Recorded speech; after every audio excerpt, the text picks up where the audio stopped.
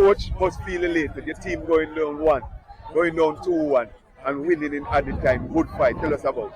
First and foremost, congratulations to the Tivoli family. Well tried, Waterhouse. Today it was a pretty much very physical, tactical game. You know, Waterhouse is the team that, a couple of games before was in 6th spot, and they lost the last game that they played before this. So you know that they'll come here and really put on a stunning fight because they want to see if they can get back. And at the same time, Tivoli is in a position that we need to challenge for that 6th position. And what they did today, it speaks volume. Looking at the game itself, midfield, defense, attacking, any specific part of the game you think you actually won this game? No, well, basically, it's the offense that really get things going. And the defense, I think they did fairly well. It's so unfortunate we gave up 2 goals, but, once a lapse, a position will create problem in which Waterhouse scored twice.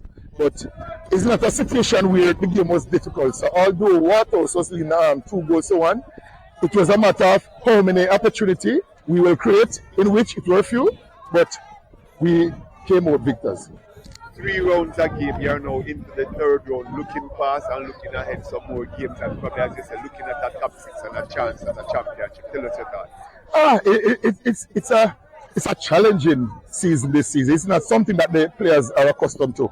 And if you notice, a lot of teams are suffering as it relates to injuries. And, it's a part of the season, and it's a learning process, and it's also a work in progress. Coach, we spoke last time about the home advantage that we're facing now. Do you look on now at Edward Seago Complex as a fortress of Tivoli? The term fortress, why Casey?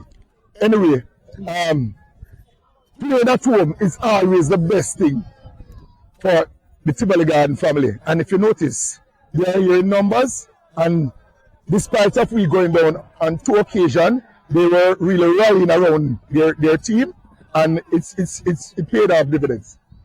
All right, Coach. I felt that Tivoli started a bit flat. Any reason you think that was the reason why that happened? One other thing, giving the opponent too much respect. And if you notice, flat is not the general team, but you have individuals who are not playing. But it was during the halftime break that I get a chance to talk to them, and it was a different ball game. All right, you control the second half, and yet they kind of scored against the run-up play. What was going through your mind at that moment, thinking, what could the possible result of this happening right now? I think it was poor defending, not to single out anybody in particular, but Waterhouse capitalized on those errors. But it's a work in progress, and as what I mentioned earlier, it's also a learning process. Yes, Coach, I think Nelson got 2 goals for you, Anthony got 2 goals for you today. What do you have to say about his performance? Well, he's back, and he's one that can also make the transition to the senior setup. And it was after the December period that he met in an accident, and he suffered from there on because he's back for the last 3 games, and so far now he's on 9 goals, and that speaks volume for him. I see you're using Fuller in a slightly different position, very tactical change. Well, Fuller is an energetic youngster, and he loves to play the game.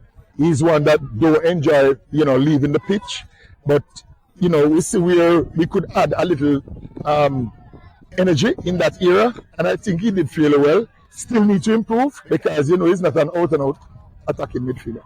And this momentum now, what gives you this momentum going forward, or you intend to make most of it?